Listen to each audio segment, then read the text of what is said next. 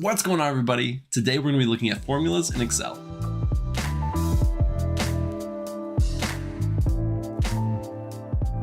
Now I know what you're thinking. There's absolutely no way that you're going to be able to show us every single formula in Excel.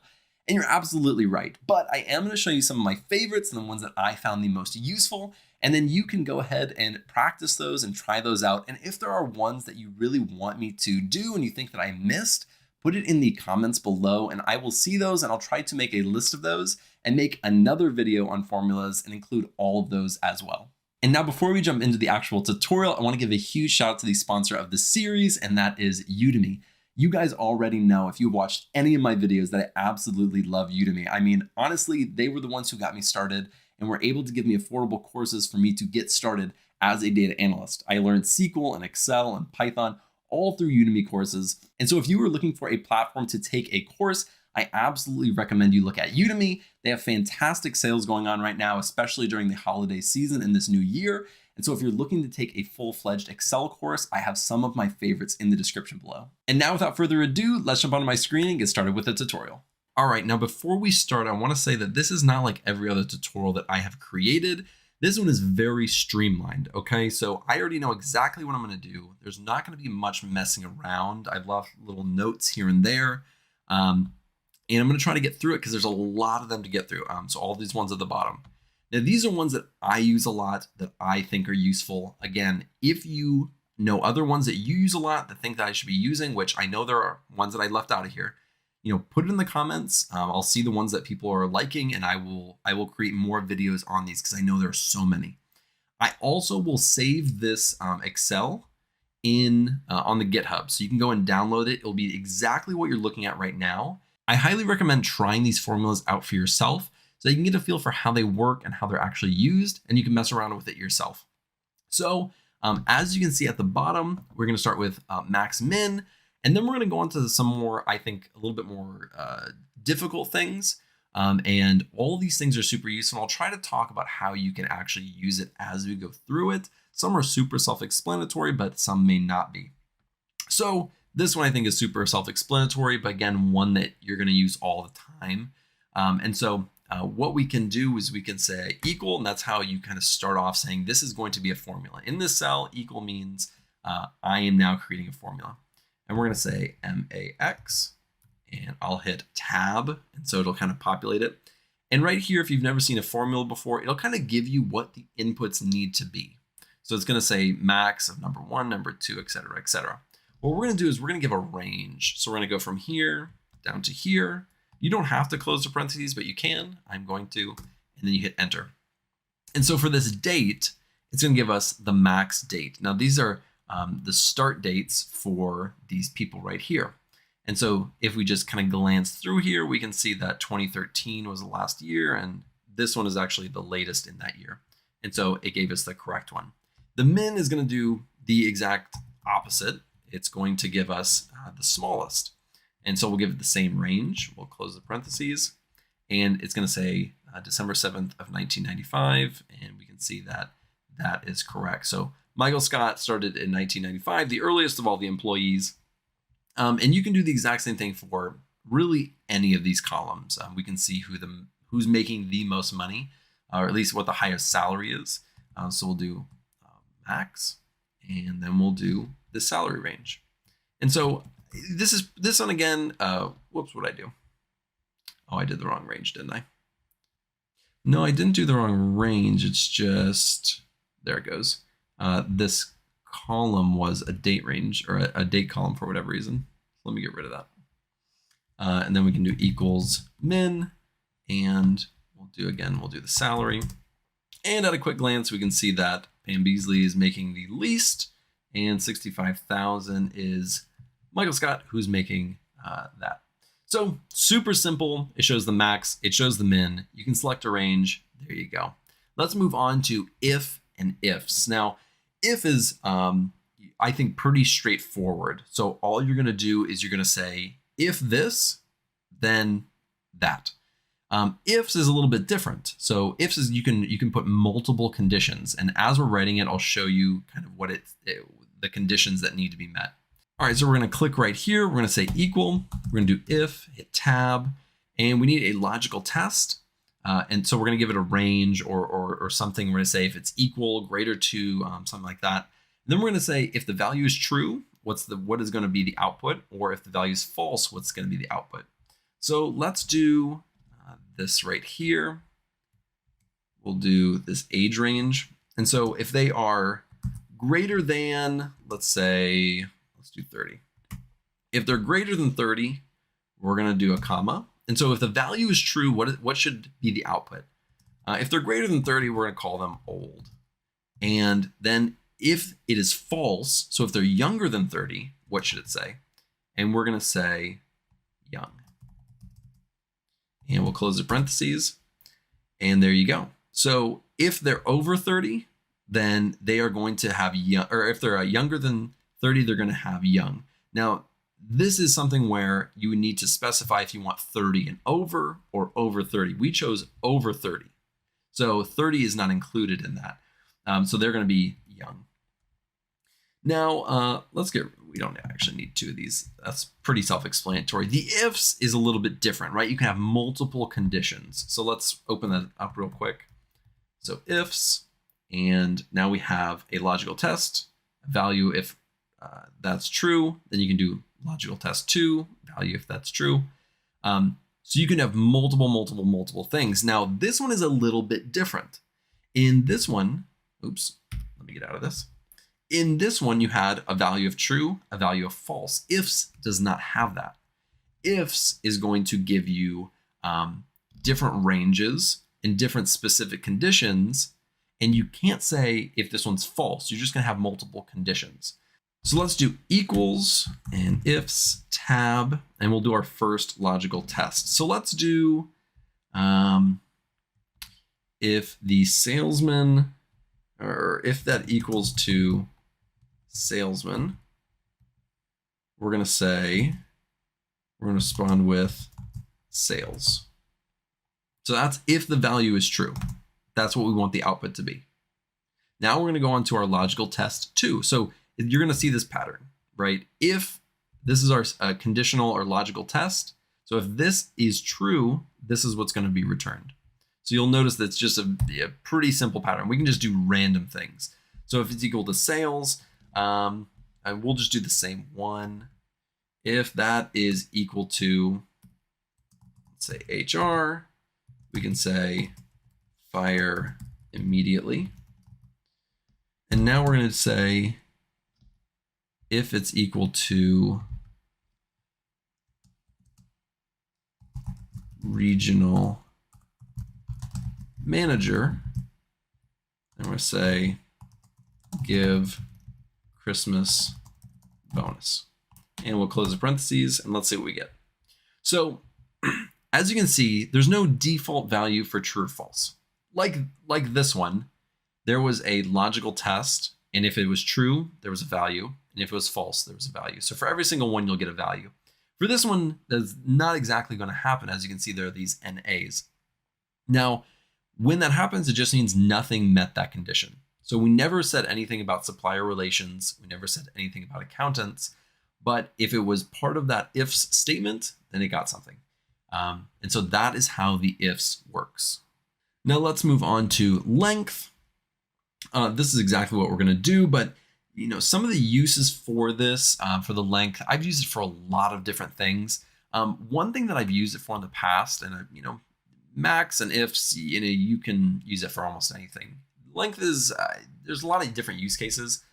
One, I used to work with a lot of customer data or patient data. They had like social security numbers, and if there was bad social security numbers, we didn't want to include that. And so we do like the length of that. And if a social security number was, let's say 10 numbers or 11 numbers, where it should only be 9 or however many they are, I think it's 9, then we know that that social security number is incorrect. And then we can get rid of that or discard it from our results. That's just an example, right? So for this, oops, why did I do that? I did Control Z to undo that if you didn't know how to do that. So we're going to do equals len, which is length. And again, if you didn't see that, it returns the number of characters in a text string. So let's go right here and let's go to their last name, and we'll give it a range. So it's going to tell us how many characters are in that string. So for Halpert, it's 7 characters. For Flenderson, it's 10 characters.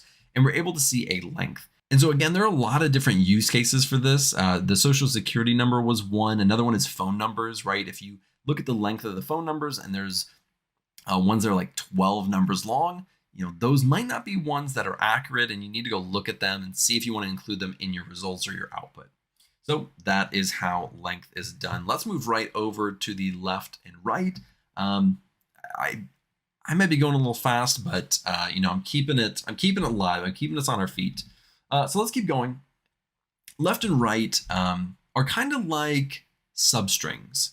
If you've taken the SQL tutorial series that I've done, substrings are where you can choose a certain part of the text string and you can extract data from that.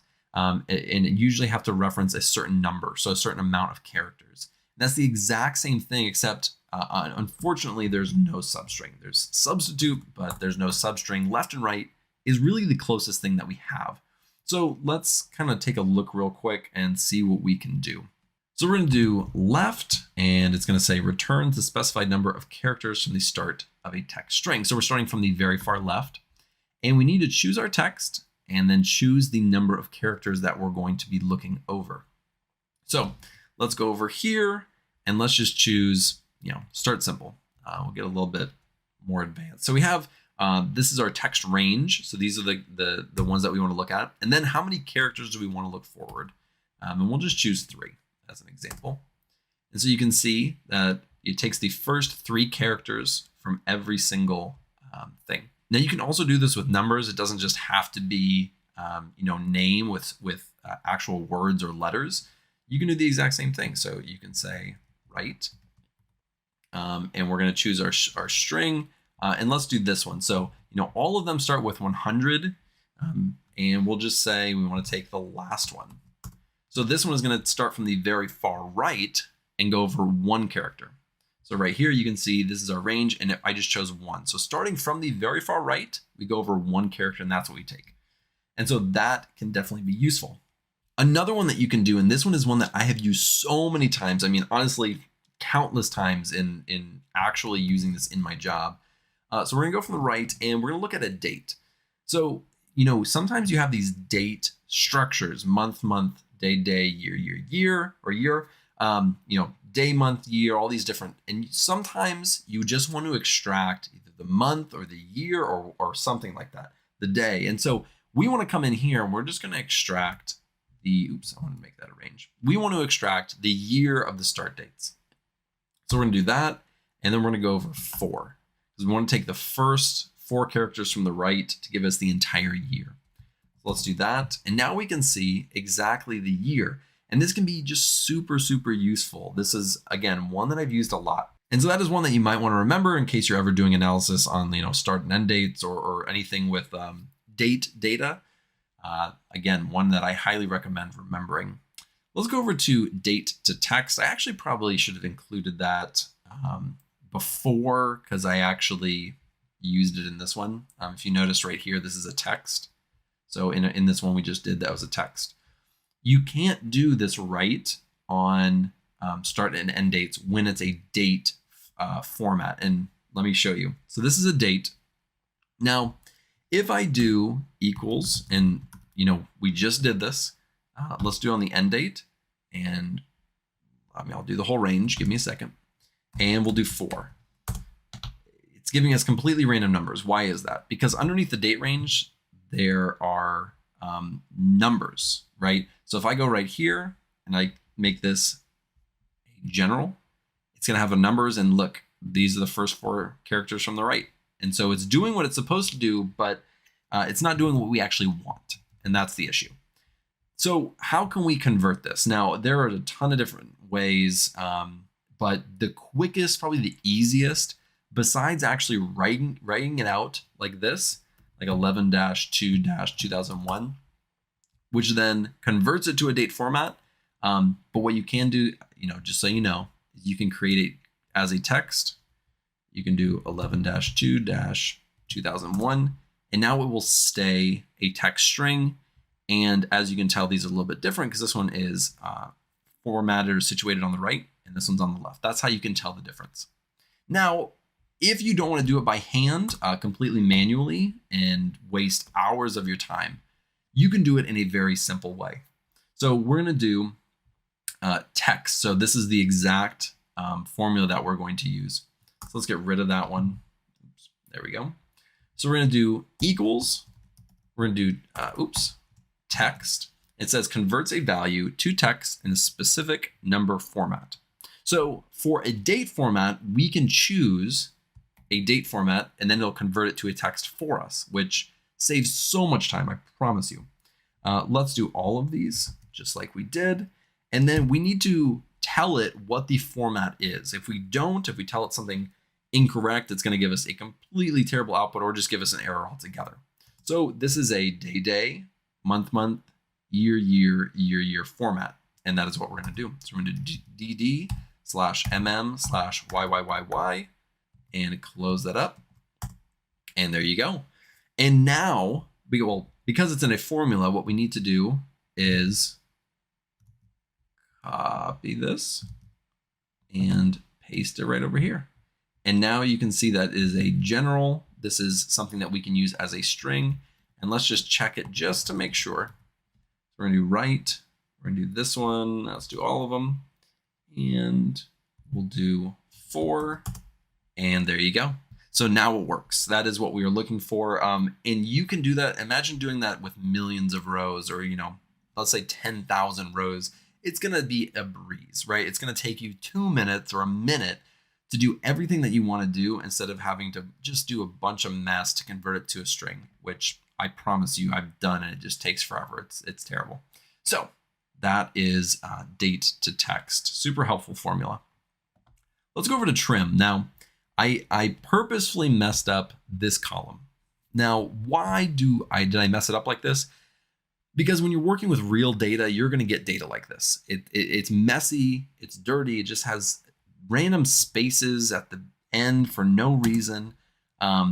Because sometimes you're going to be working with data that is inputted by a user. It's not like a drop-down option. So imagine somebody's typing this in, they accidentally put a space, so they accidentally put an enter or something, and then they submit it, and this is how it's going to look in the database.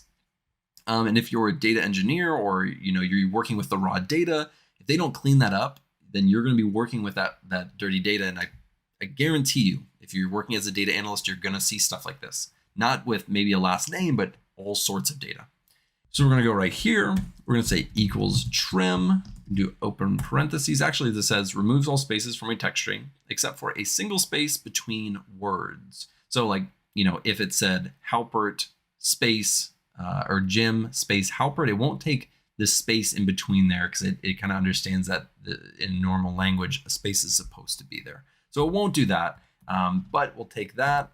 We'll give it this range, close that up, and there you go. Now it is nice and clean, much more usable. Now let's look at concatenate, one that I have used just way too many times.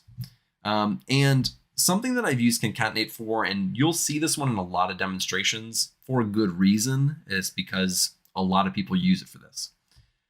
So what you can do is you can say equals, let me tell you what concatenate does real quick. So what concatenate does, oops, I'm totally messing up here.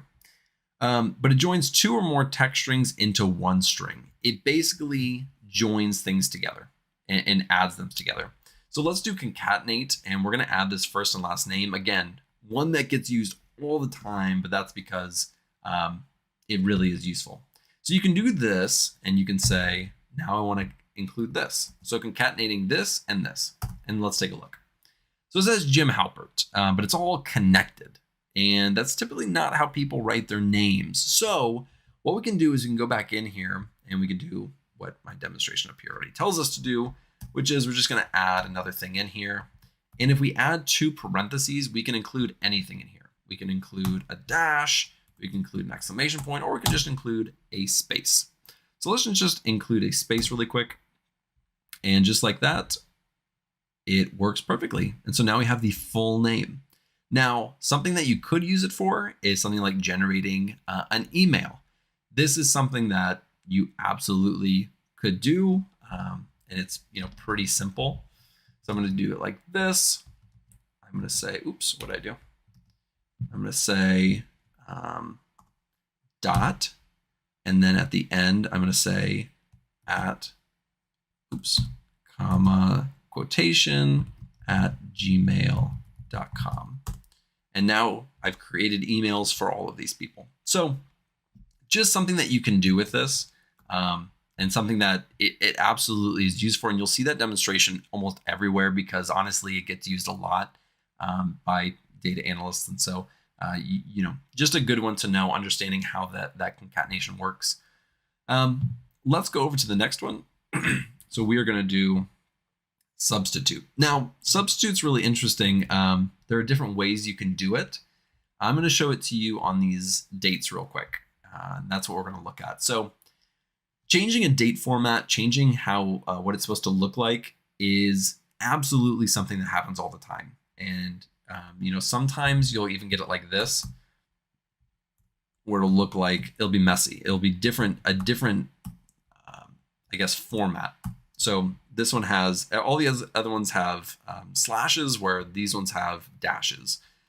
And, what you can do is, if you want to, well, let me actually go with the no instances real quick, because this one is actually makes the most sense. So we'll do equals, and we're going to say substitute. And let me say substitute replaces existing text with new text in a text string. So if we do an open parentheses, it says we take the text, we have the old text, we have the new text, and then we have what instance or how many times or what instance are we looking at? And I'll explain that in a little bit. So the text that we're going to be looking at is this one right here. So let's take this range. And the old is, we're going to take this dash. And so let's take the dash. And then what do we want to replace it with? We want to replace it with this slash right here. I think it's a forward slash. Isn't that what it's called? Is that called a forward slash? Am I crazy? And we're not going to put an instance. Notice that that's in a bracket. That means it's optional. We're going to do none of that. And what it's going to do is it's going to fix this. So this one is now in the correct format that we want. And that's fantastic. That's what we tried to accomplish given what we had. Now let's fix that. If we want to do the exact same thing, we can say, what are we doing? Substitute. We can do substitute. We can do open parentheses. We'll give the range. And now let's say we want to change all of them to a different format. So instead of the forward slash, I'm going to keep calling it that, if that's correct. We want to give it a dash. And so then we close that. And now all of them are in this new format. So it's able to substitute a specific value for a new value. And if you don't include an instance, then it'll do it to every single one in there. So let's go over here, and we're going to actually use the instance num, and I'll show you what that does. And so really quick, we'll do the exact same thing that we just did. We'll do the forward slash, and we want to replace it with this one again, this dash, but we only want to do it on the first instance of that forward slash. And so as you can see, all the ones that were replaced are the very first instance, whereas the second instance, which is the second time it appears in this string, does not get touched. So if we take this and we put it right over here and we move it to 2, it's kind of the opposite. So the first one wasn't touched, the second one was. So we're choosing which instance or which time it shows up in that string, and then it replaces it. If you do not choose an instance, it chooses all of them. So this can be super useful if you want to do like a bulk replace, but you only want to do it on a specific column, and you just want to use a formula really quick, right? And so you can use this in a lot of different ways. So that's how you're able to actually do it with the first instance, the second instance, and if you don't include an instance at all. Let's go over to the sum. This is one I think everyone knows how to use, but I want to show you 2 other ones as well. So let's go to the sum, and we're just going to do equals the sum. And I hope you know what this is. Well, not hope. If you don't know what this is, it just adds up all the numbers in a range. So we're going to add. Sum means add. So we're going to take this, and it's going to give us the what all these salaries are together. So super, super simple. Sum is one of probably the most basic formulas that you can do. Sum if is a little bit different. You can add an if statement, which we learned right back here. You can add an if statement and then add it if it meets a certain criteria. All right, so we're going to do equals sum if, and then you're going to need to give a range and criteria, and you can include a sum range if you would like. So we're going to do the salary again. We're going to do a comma, and now here's our criteria. Let's do if they have greater than 50,000 for their salary, and close that parentheses. So now it's only going to add up if their salary is greater than 50,000. Now his is 50,000 exactly, so that won't count. But we have 63 and 65,000, which does equal 128,000. So it just gives a specific criteria or an if statement, then it does the addition. So super useful in that one. So that is how you do a sum if, and sum ifs is kind of the same thing as we did back here. There's the if and the ifs. So the ifs is going to be if it meets multiple conditions. So let's take a look at that one. So let's do equals sum ifs. Now, now the syntax for this one's going to be a little bit different, and you'll see that in just a second. But this adds the cells specified by a given set of conditions or criteria. So let's do an open parenthesis. We'll give the sum range. So let's do the same one as before. Then we have our criteria range. So what are we looking at? This is the area that's going to be added after all these if statements are done, right? So we have to initially set that. Now we're going to say, okay, what criteria are we basing this off of? So let's put a comma. And we're going to base it off of, let's do this one. We'll say if the gender, so we'll do comma, if that's female. If that's female. And then we'll give another one. We can say if they're female and let's say they are greater than 30. And we'll close that up. And it's going to give us 88,000. So female, there's 1, 2 right here. So it's going to be this one, and that equals 88,000. So that's how that works. You're able to incorporate several different conditions into the sum formula. So again, I know this one's super simple, but you can use it in a much more complex way if you use the sum if and the sum ifs. Almost the exact same thing for this count. I'm not going to go super in depth into this one. I'll just kind of show you, because count and sum are kind of on the same level of difficulty. They're both pretty beginner. This is just going to give you a count of how many cells are there. So let's give this range. And so it's not going to add it. It's just going to give us a count. So if we do right here and scroll over them, like highlight them, this count down here, this count down here is 9. And so it's going to give us that count. But we can do a count with conditions, exactly how we did it in the sum. So if we do count if, I did not spell that right. If we do count if, we're going to give a range and a criteria, exact same as we did before. So let's do this. I mean, you can do this on basically any of these. It doesn't really, for this demonstration, it doesn't really matter. But we'll say if their salary is greater than 45,000. So how many people, this is going to give us how many people have a salary over 45,000, and that's 5. So before in the sum if we did that, we did 50,000, it adds everything together. The count is just going to count the amount of cells that meet that criteria. And again, count ifs, we're going to have a criteria range, and then we will specify what if statements we want to be to occur in order to count those cells. So let's do, we want it to count, it can be any range, or it can be any of these. We'll do the ID this time.